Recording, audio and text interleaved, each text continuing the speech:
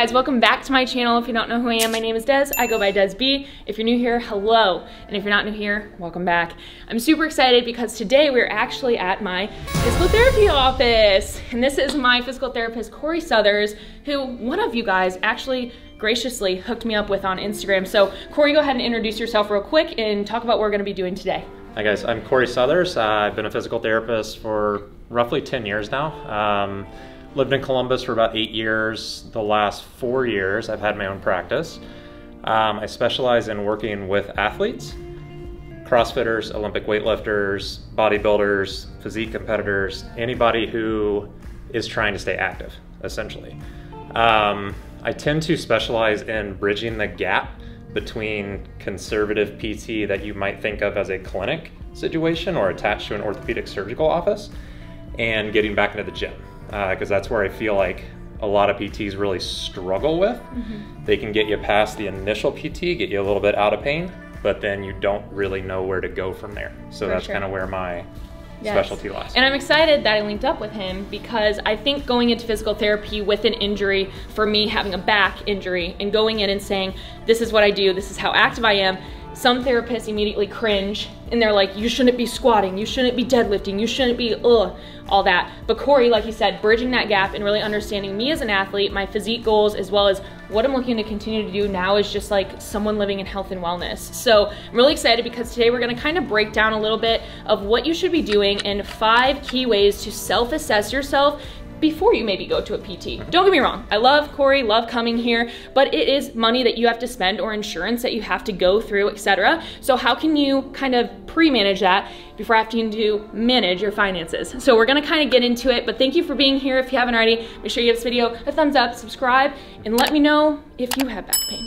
All right guys, so we are ready to break down 5 ways you can self-assess. So these are mostly gonna be movements that you can kind of walk through and have an idea on where it hurts, how bad it hurts, and if it gets better for a few days. And these are definitely something to take a mental note of. So if you ever go into a physical therapist, you can tell them and share with them what you did, if it progressed, if it got worse, and kind of go from there. So I'm gonna walk through and be kind of a demo, a great demo for Cory, and then he's gonna give you guys a little bit of cues on why this is important to take a mental note of. All right guys, so from an assessment standpoint, the first thing I do with every patient that walks through my door, back pain, knee pain, hip pain, neck pain, doesn't really matter. I'm just looking at how you can move with basic movement patterns. Can you touch your toes? Can you bend backwards? Can you rotate? Can you squat? Can you rotate your upper back, your lower back?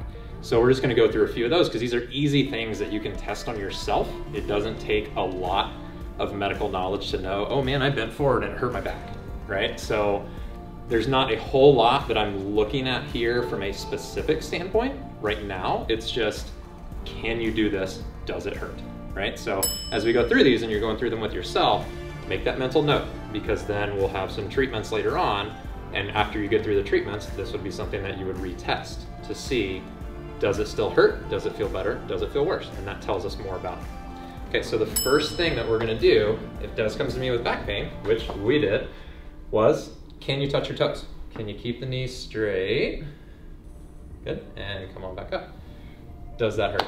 Easy. When I first came though, I will tell you, I was literally like this. And I was like, that's all we need to do. Okay, that's a wrap. So with the bending over to touch the toes, if we didn't have any pain the first time, okay, I'm gonna say, do that 5 times in a row. Okay, any pain?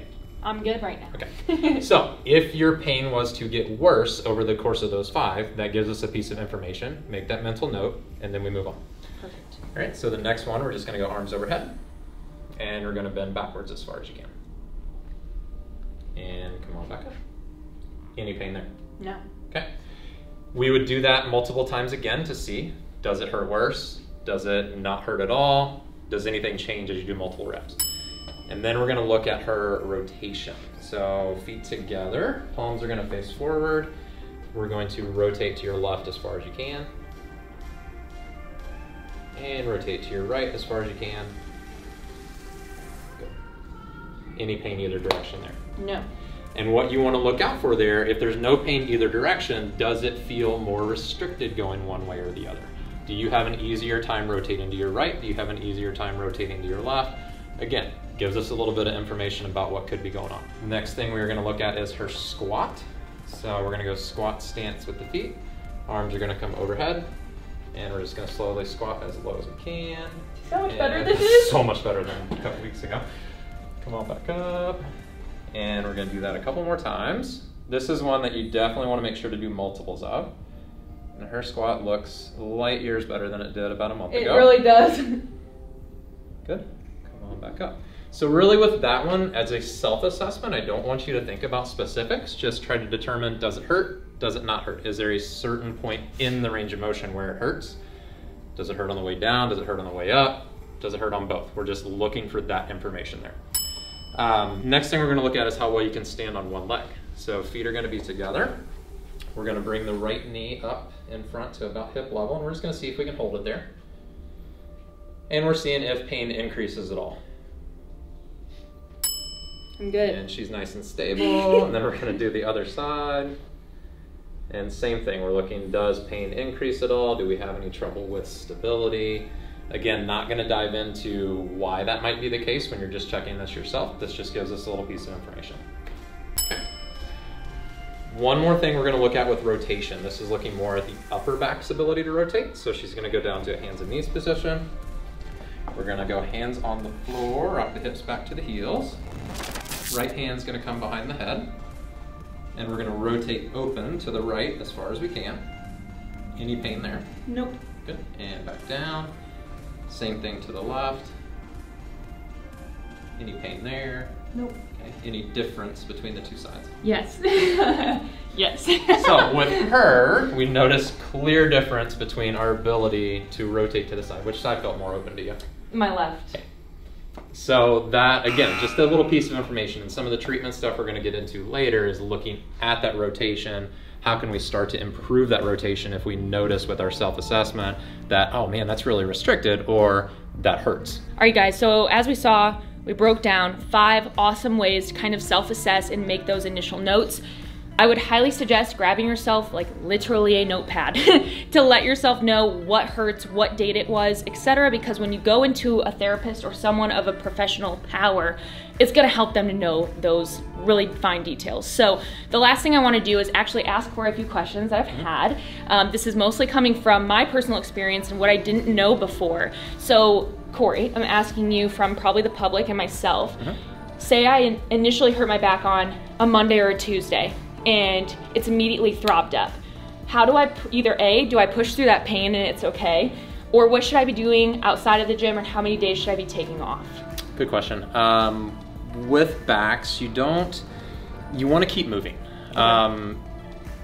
Let's use an example. If you hurt your back deadlifting, you know you hurt your back deadlifting. Are you gonna go back to deadlifting the next day? Probably not. But do you want to keep moving? Absolutely. The body craves movement, the body wants pain-free movement. The nervous system is really, really, really powerful, so it's gonna try to get you to guard against stuff and just kind of walk around, move around like this. You wanna try not to let that happen, and that'll get into some of the treatment that we talk about with some of the breathing techniques that we're gonna use to kind of calm that nervous system down. But those initial couple days, you're probably gonna wanna lay low a little bit, just really see what the pain is doing. A lot of really initial back episodes clear up pretty quickly. You don't necessarily want to keep yourself out of the gym, but again, you don't want to move, especially under load, in those patterns that you know hurt it. Okay.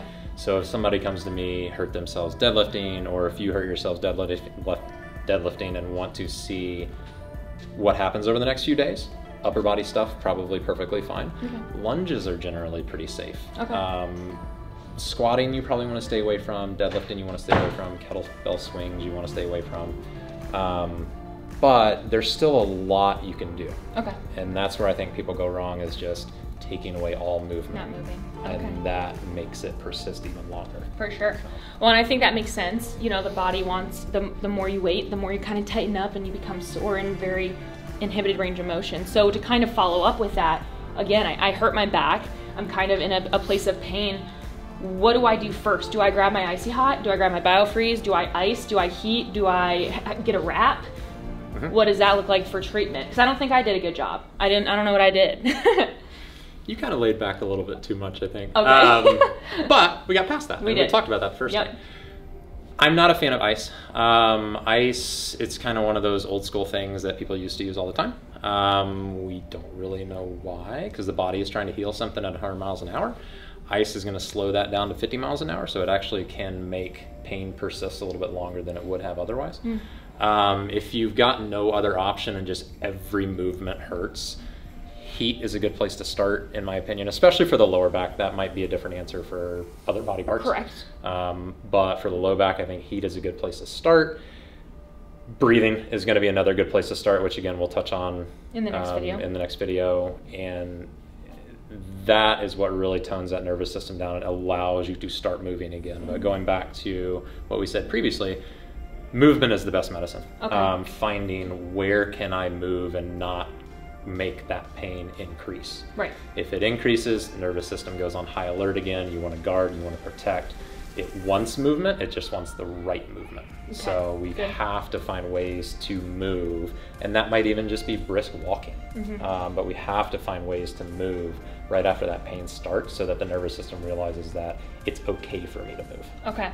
And last but not least, how many days should I be in pain?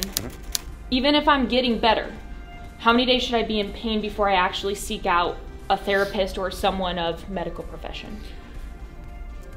Generally, I tell people if the pain is lasting 72 hours or longer and it doesn't seem to be headed in the right direction, then they need to be assessed. Sometimes I'll tell people if it's getting a little bit better, I'll say, okay, let's stretch it out to a week. If you kind of hit a plateau, I want to see ya. Even in that case, we might say, okay, well, at a week, it's steadily getting better.